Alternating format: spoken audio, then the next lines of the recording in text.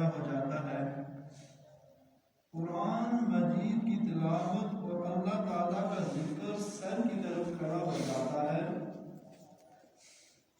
اور جماعت کے ساتھ نماز پڑھنے کو جو قدم چلے ہیں وہ پاؤں کی طرف کھڑے ہو جاتے ہیں۔ اس کے بعد عذاب قبر میں اپنی گردن نکالتا ہے اور مردے تک پہنچنا چاہتا ہے۔ اگر وہ دائیں طرف سے آتا ہے تو اس کو نماز کہتی ہے پہلے ہے۔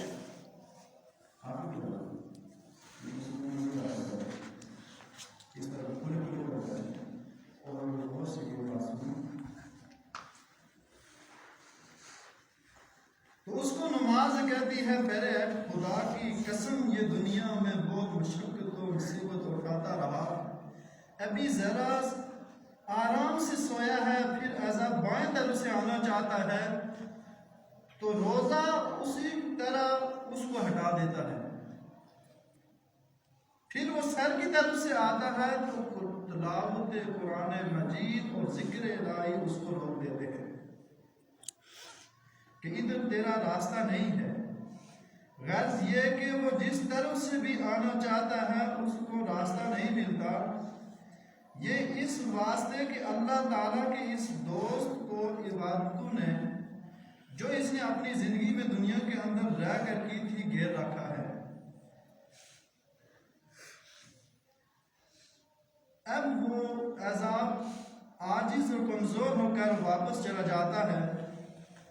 اس کے بعد صبر جو ایک کونے میں کھڑا ہوتا ہے، صبر یعنی جس وقت کہ آپ کو تکلیف پہنچتی ہے کسی سے یا کوئی آزمائش ہوتی ہے، اس وقت جو صبر کرتے ہیں کہتے ہیں کہ بے شک یہ اللہ کی طرف سے ہے، تو وہ جو صبر وہ ایک کونے میں کھڑا ہوتا ہے، وہ ان عبادتوں سے کہتا ہے کہ میں تو اس انتظار میں تھا کہ اگر کسی طرف کی عبادت میں کچھ کمزوری ہو تو میں اس طرف سے ہمدردی کروں، مگر الحمدللہ تم نے ہی مل کر اس کو دفع کر دیا، لہذا اب میں اعمال تلنے کے ترازو میں اس کے کام آؤں گا۔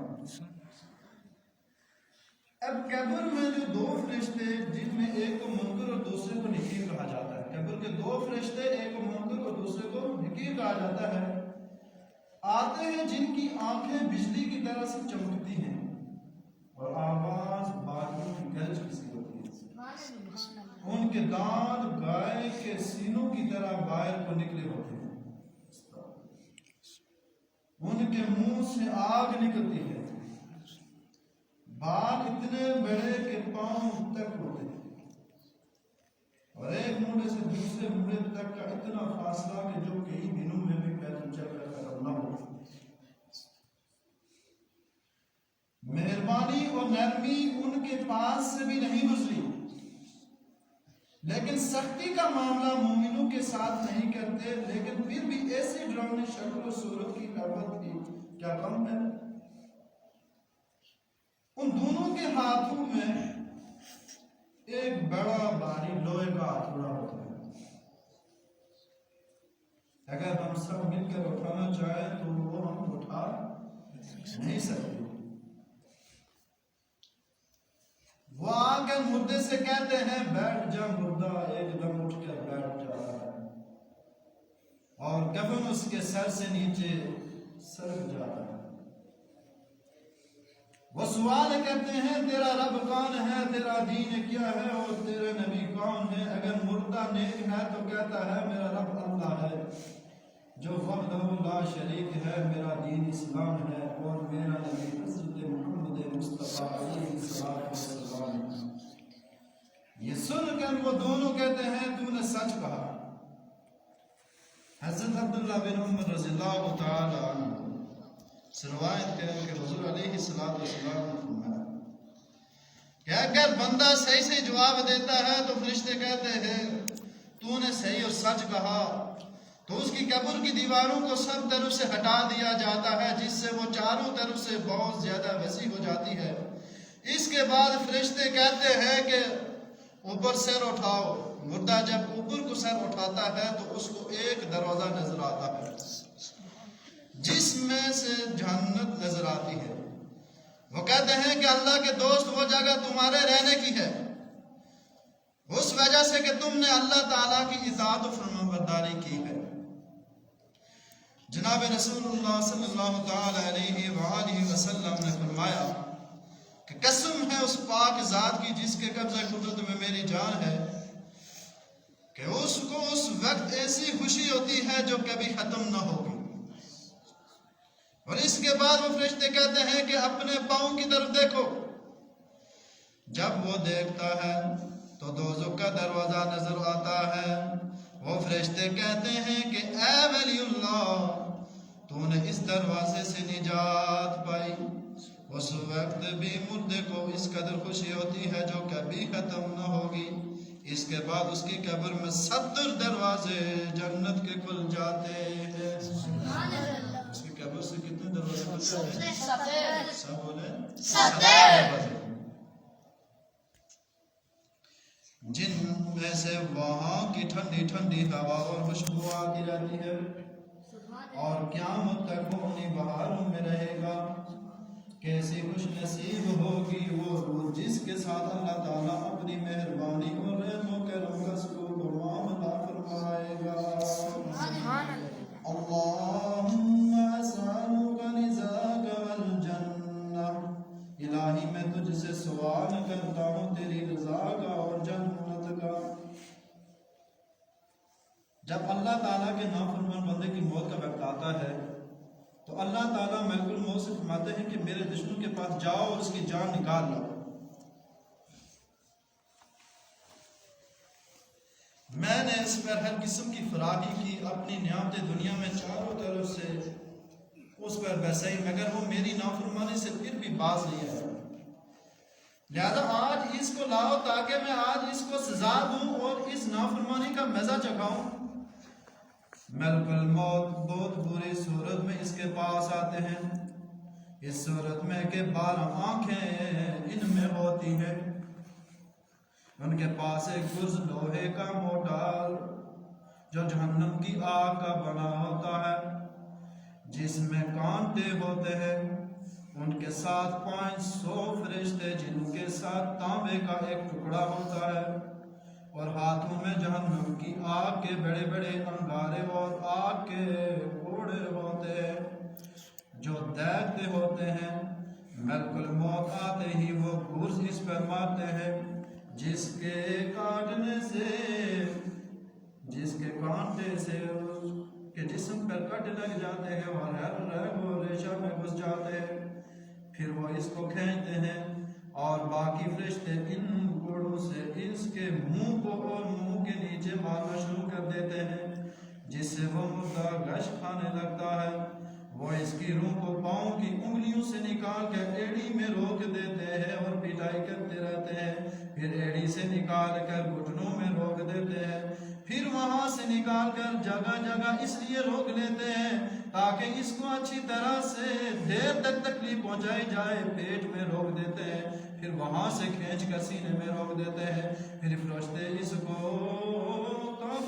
تانبا کو اور جہنم کے انگاروں کو اس کی ٹھوڑی کے نیچے رکھ دیتے ہیں، اور پھر ملک الموت اس سے کہتے ہیں کہ اے ملعون روح نکل اور اس جہنم کی طرف چل کے جس کے بارے میں اللہ تعالیٰ نے قرآن مجید میں فرمایا ہے کہ وہ لوگ آگ میں اور کھولتے ہوئے پانی میں اور سیاہ دھوئیں گے سایہ میں جو نہ ٹھنڈا ہوگا اور نہ فرحت بخش ہوگا، بلکہ وہ نہایت تکلیف دینے والا ہوگا۔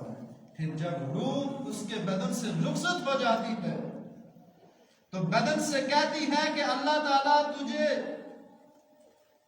برا بدلہ دے، کیونکہ تو مجھے اللہ تعالیٰ کی نافرمانی میں جلدی سے لے جاتا تھا اور اس کی اطاعت میں سستی کرتا تھا، تو خود بھی ہلاک ہوا اور مجھے بھی ہلاک کیا۔ اور یہی بات بدن روح سے کہتا ہے، اور زمین کے وہ حصے جن پر وہ اللہ تعالیٰ کی نافرمانی کیا کرتا تھا اس پر لعنت کرتے ہیں، اور شیطان کے لشکر دوڑے ہوئے اپنے سردار ابلیس کے پاس آ کر اس کو خوشخبری سناتے ہیں کہ ایک آدمی کو جہنم تک پہنچا دیا۔ جب نافرمانی کرنے والا قبر میں رکھا جاتا ہے تو قبر اس پر اتنی تنگ ہو جاتی ہے کہ اس کی پشلیاں دوسری طرف کی پشلیوں میں گھس جاتی ہیں. اس پر کالے سانپ مسلط کر دیے جاتے ہیں جو اس کی ناک اور پاؤں سے کاٹنا شروع کرتے ہیں یہاں تک کہ درمیان میں دونوں طرف کے سانپ آ کر مل جاتے ہیں. پھر اس کے پاس 2 فرشتے آتے ہیں منقل ہونے کی جن کا بیان ابھی میں نے کر دیا. وہ آ کر اس سے پوچھتے ہیں تیرا رب کون ہے, تیرا دین کیا ہے, تیرے مصطفیٰ تیرا نبی کون ہے. وہ ان کے ہر سوال کے جواب میں کہتا ہے ہائے ہائے میں کچھ نہیں جانتا. اس جواب پر اس کو گرزوں سے اس قدر زور سے مارتے ہیں کہ اس کے گرز کی چنگاریاں قبر میں پھیل جاتی ہیں. اس کے بعد اس کو کہتے ہیں کہ اوپر دیکھ. وہ اوپر کی طرف جنت کا دروازہ کھلا دیکھتا ہے. جنت کی باغ و بہار وہاں سے نظر آتی ہے. فرشتے اس نافرمان سے کہتے ہیں کہ اے اللہ کے دشمن اور نافرمان, اگر دنیا میں تو اللہ کی اطاعت و فرمانبرداری کرتا تو یہ تیرا ٹھکانہ ہوتا. جناب رسول اللہ صلی اللہ علیہ وآلہ وسلم فرماتے ہیں کہ قسم ہے اس ذات پاک کی جس کے قبضے میں میری جان ہے کہ اس کو اس وقت ایسی حسرت ہوتی ہے کہ ایسی حسرت کبھی نہ ہوگی. پھر دوزخ کا دروازہ کھولا جاتا ہے اور وہ فرشتے کہتے ہیں اے اللہ کے دشمن یہ تیرا ٹھکانہ ہے اس لیے کہ تو نے اللہ تعالیٰ کی نافرمانی کی. اس کے بعد 77 دروازے جہنم کے اس کی قبر میں کھول دیے جاتے ہیں جن سے قیامت تک ہمارے اور تو ہے وغیرہ اس کو آتا ہے. اللہم انی اعوذ بکا من غضبک النار. اے اللہ میں پناہ مانگتا ہوں تیری ناراضگی سے اور تو مجھ کو دوزخ کے عذاب سے بچا. بھائیو یہاں تک جو کچھ میں نے بیان کیا ہے وہ سب بندے کی قبر کی پہلی رات کا ہی بیان ہے. قبر آخرت کی پہلی منزل ہے. اگر بندہ پہلی منزل میں نجات پا گیا اور پورا اتر گیا تو آخرت کی منزلیں اس کے لیے آسان ہو جائیں گی, اور اگر پہلی منزل ہی میں پھنس گیا تو پھر معاملہ بہت مشکل اور کٹھن ہوگا. بلا شبہ یہ رات ہم سب پر ایک نہ ایک دن ضرور آنے والی ہے اور اس دنیا کی تمام زندگی کا خسارہ ہوگا. اس سے کوئی بچ کر یا بھاگ کر کہیں نہیں جا سکتا. سب کو یہ منزل اور سفر درپیش ہے. اس لیے آپ تمام حضرات سے جو اسپیکر کے ذریعے سن رہے ہیں اور جو یہاں پہ موجود ہیں, اللہ تعالیٰ ہمیں نیک کام کرنے کی توفیق عطا فرمائے. نماز پڑھنا مسجد میں پڑھنے کی توفیق عطا فرمائے. تلاوت قرآن مجید پڑھنے کی توفیق عطا فرمائے اور نیکی کی طرف ہمارے قدم بڑھنے اللہ تعالیٰ اس کی ہمیں توفیق عطا فرمائے. واخر دعوانا الحمد للہ.